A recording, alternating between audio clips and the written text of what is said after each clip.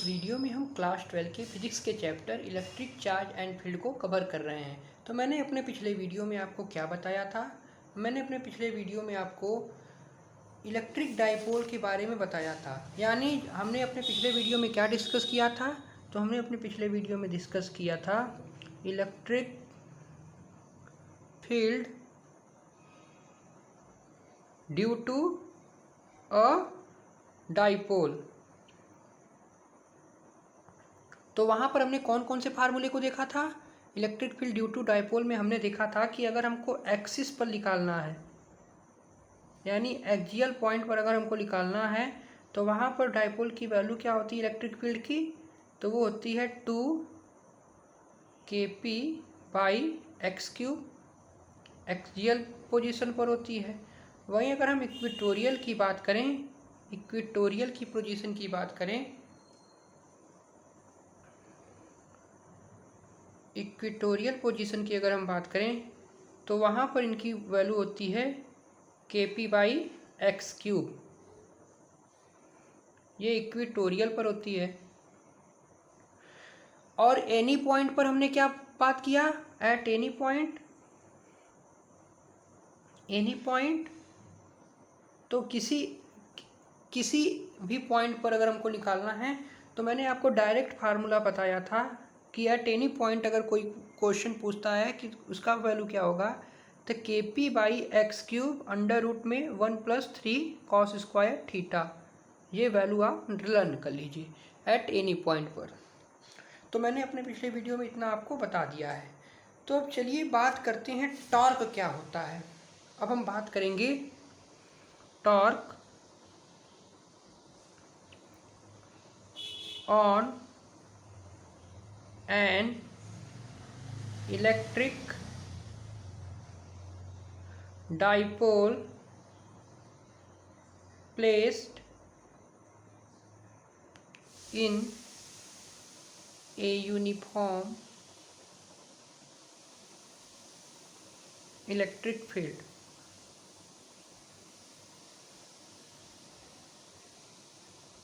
तो देखिए torque on an electric dipole place in a uniform electric field क्या होता है।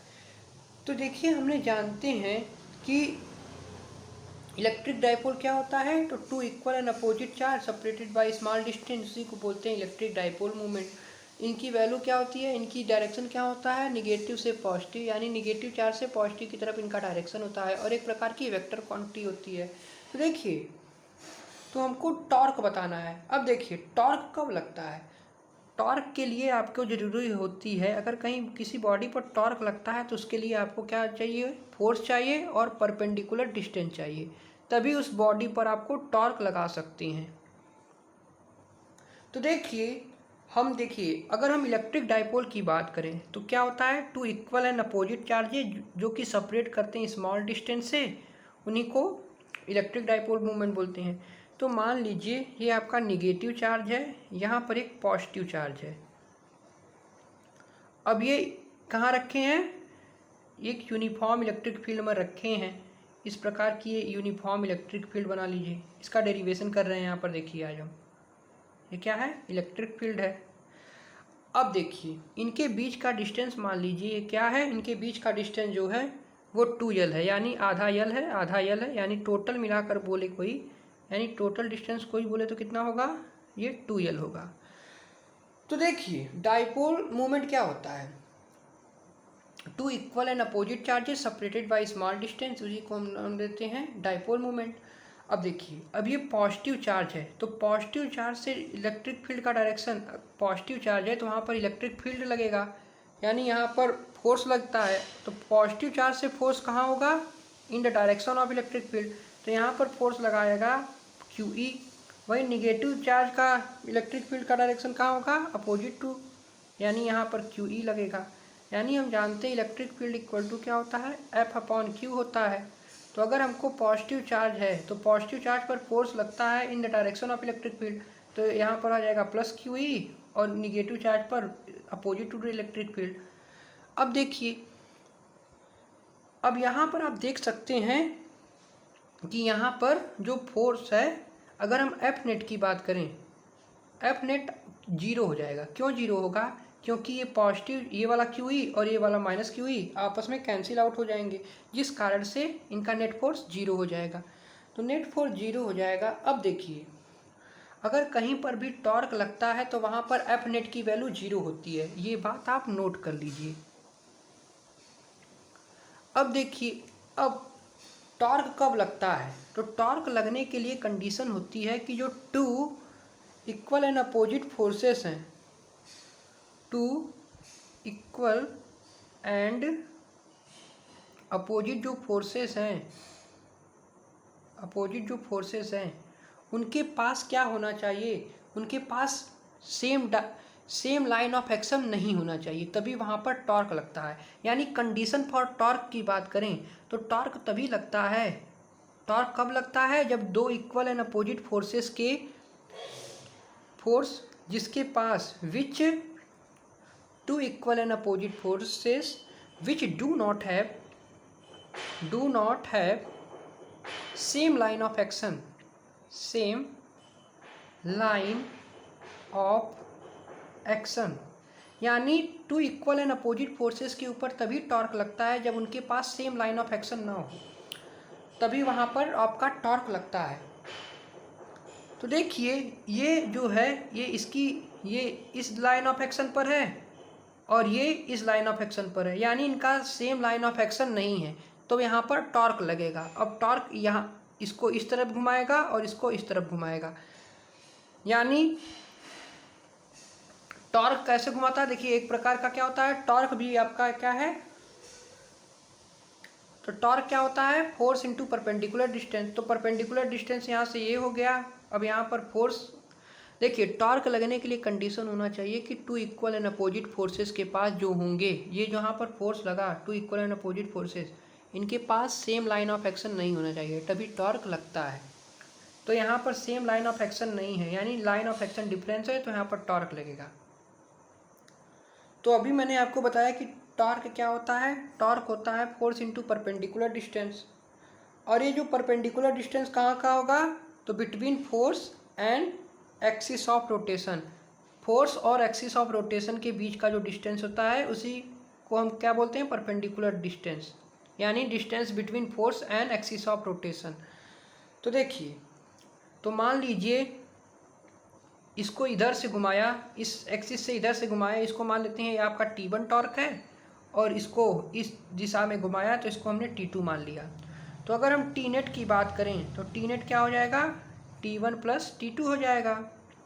अब देखिए, टॉर्क क्या होता है? Force into perpendicular distance. तो इसको लिखना चाहें तो लिख सकते हैं फोर्स इंटू परपेंडिकुलर डिस्टेंस पहले का और फोर्स इंटू परपेंडिकुलर डिस्टेंस से दूसरे वाले का।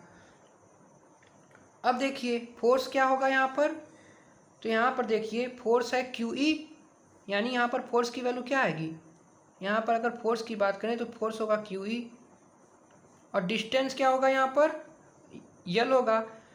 यानी अब यहाँ पर आपको कंपोनेंट लेना पड़ेगा। क्या लेना पड़ेगा? कंपोनेंट लेना पड़ेगा। तो यहाँ से अब क्या कीजिए, यहाँ पर आप यहाँ पर एक थीटा एज्यूम कर लीजिए। तो देखिए, थीटा एज्यूम किया तो इस वाले साइड को हम, अगर ये थीटा है तो ये क्या हो जाएगा? ये कंपोनेंट L है, तो ये L कॉस थीटा हो जाएगा, और इसके परपेंडिकुलर में ये वाला जो होगा यही क्या हो जाएगा? ये हो जाएगा L साइन थीटा, और ये हो जाएगा L कॉस थीटा। ये वाला जो साइड है, देखिए ये ऐसे ही था, तो अगर हम इसका कंपोनेंट लेंगे, ये आपका L था, यहाँ पर थीटा है, तो इस कंपोनेंट को बोलेंगे L कॉस थीटा, और ये जो परपेंडिकुलर वाला होगा ये हो जाएगा L साइन थीटा। तो हमको परपेंडिकुलर डिस्टेंस ही लेना रहता है। तो फोर्स हमने निकाला QE है, और परपेंडिकुलर डिस्टेंस क्या है? L साइन थीटा, प्लस अब यहाँ पर भी फोर्स QE होगा और परपेंडिकुलर डिस्टेंस क्या हो जाएगा? अब यहाँ पर भी कंपोनेंट ले लीजिए आप, इसको थीटा मान लीजिए, तो यहाँ पर भी जो आएगा वो होगा L साइन थीटा। ये परपेंडिकुलर डिस्टेंस है, तो QE into L sine theta, ये हो गया। अब क्या करेंगे? अब इन दोनों को आप जोड़ दीजिए। देखिए, ये दोनों क्लॉकवाइज डायरेक्शन में होने चाहिए, तो ये भी क्लॉकवाइज डायरेक्शन में है, ये भी क्लॉकवाइज डायरेक्शन में, तो आपस में ऐड हो जाएंगे, तो ये हो जाएगा 2QEL साइन थीटा। अब हमको पता है Q इंटू 2L क्या होता है? डाइपोल मूवमेंट, यानी Q इंटू यानी Q इंटू 2L इंटू ई साइन थीटा लिख सकते हैं, साइन थीटा लिख सकते हैं। और हमको पता है कि Q P is equal to होता है Q इंटू 2L, यानी डाइपोल मोमेंट क्या होता है, charge into distance between the charge. तो ये हो जाएगा, तो Q इंटू 2L क्यों लिख सकते हैं, P E साइन थीटा। तो यहाँ से टॉर्क की वैल्यू क्या हो जाएगी, टी नेट की वैल्यू आ जाएगी PE साइन थीटा। यानी देखिए ये भी क्लॉकवाइज डायरेक्शन में था।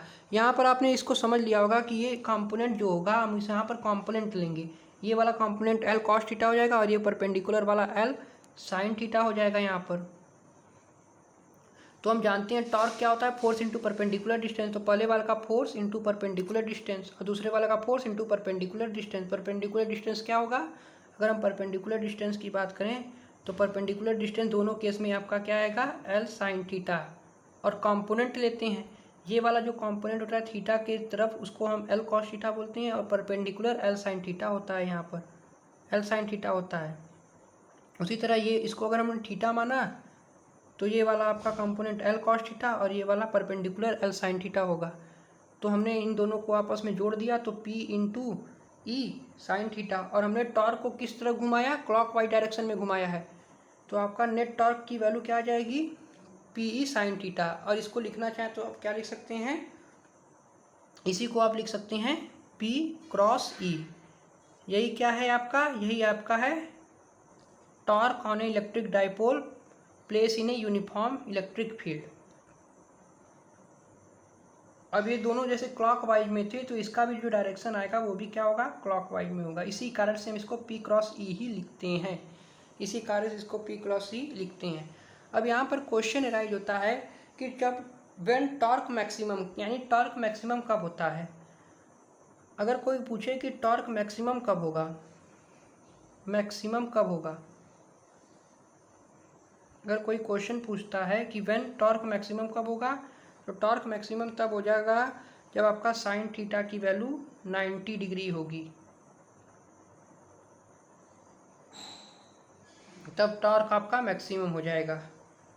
कहीं कहीं बुक में 270 डिग्री भी हो सकता है, तब टॉर्क आपका मैक्सिमम हो जाएगा। जैसे कि हमको टॉर्क की वैल्यू क्या है, टॉर्क की वैल्यू होती है PE साइन थीटा, या इसको लिख सकते हैं P क्रॉस E। तो यहाँ पर साइन थीटा की वैल्यू मैक्सिमम क्या होती है, 1 होती है, तो यहाँ पर हो जाएगा PE। वहीं अगर मैग्नीट्यूड वाइज बात करें तो यहाँ पर अगर PE साइन 270 रखेंगे तो उसकी वैल्यू भी आएगी PE। लेकिन मैग्नीट्यूड वाइज बात करें तो मैक्सिमम कब होगा, जब थीटा की वैल्यू, जब थीटा की वैल्यू क्या हो, थीटा की वैल्यू यही हो 90 और 270, तब ये मैक्सिमम होता है, टॉर्क मैक्सिमम होता है। और मिनिमम कब होगा, तो मिनिमम तब होगा जब थीटा की वैल्यू क्या हो, 0 हो या पाई हो, तब ये क्या होगा, मिनिमम होगा। यानी साइन थीटा की वैल्यू क्या हो, साइन थीटा की वैल्यू यहाँ पर साइन थीटा होगा। साइन थीटा की मैक्सिमम वैल्यू कब होती है, 90 डिग्री पर और 270 पर, मैग्नीट्यूड वाइज अगर बात करें। वही मिनिमम कब होती है साइन थीटा की, तो 0 पर और पाई पर, ये मिनिमम होते हैं। तो इस पर टॉर्क आपका मिनिमम आएगा। यानी टॉर्क मिनिमम कब आएगा, अगर हम मिनिमम की बात करें तो टॉर्क मिनिमम तब आएगा जब साइन थीटा की वैल्यू 0 होगी या पाई होगी। वही मैक्सिमम कब होगा, जब साइन थीटा की वैल्यू क्या हो, 90 डिग्री हो या 270 डिग्री हो। और ये मैग्नीट्यूड वाइज की बात कर रहे हैं। तो यह है आपका टॉर्क क्या होता है।